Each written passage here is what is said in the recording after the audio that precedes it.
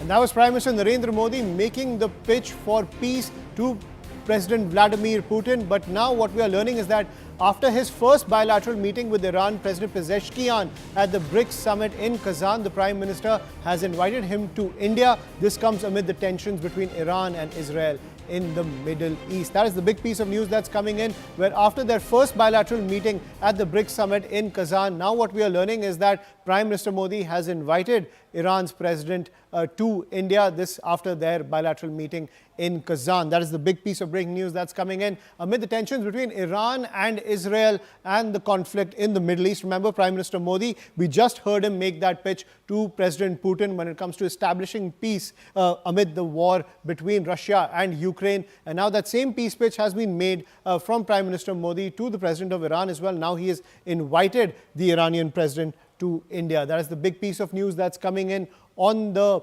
diplomatic front when it comes to the situation in Kazan and the diplomatic power plays that are underway in Kazan. I'm joined by my colleague Akanksha Swaroop on the broadcast. So Akanksha, decode the significance of this meeting. All right. I lost you there. Are you talking about the meeting between the Prime Minister and the Russian President, or is that the Iranian President? Prime Minister Modi has invited the Iranian President to India. How significant is this outreach? It's tremendously significant considering what has happened today in Kazan, Ayushman. They've met for the first time. Remember, the Prime Minister was meeting him for the first time ever since President of Iran, Masoud Pezeshkian, took over as the 9th President of Iran in July this year. He's also somebody who was representing Iran after it was just welcomed by the BRICS family last year itself. Most importantly, we all are very much aware that Prime Minister Modi has been playing that role of a peacemaker, whether it is the ongoing war in Ukraine. He's conveyed that very much the same message to President Putin, that war is not the way forward. And similarly, he applied that same message of peace to Iran, because the concern over here is that there should not be any further escalation. And Prime Minister was very emphatic in fact, underlining the value of dialogue and diplomacy. He's talked about it. He's also said that, he's concerned about any further escalation. Remember, this meeting was also happening at a time when we are fearing that there may be further escalation and that, in fact, Israel may retaliate. So Prime Minister was very emphatic about that. The Ministry of External Affairs has also talked about how there has been a discussion on the importance of Chabahar port. Remember, India this year in the month of May itself has signed a deal. That agreement, in fact, highlights how India will be operationalizing the Chabahar port for 10 years.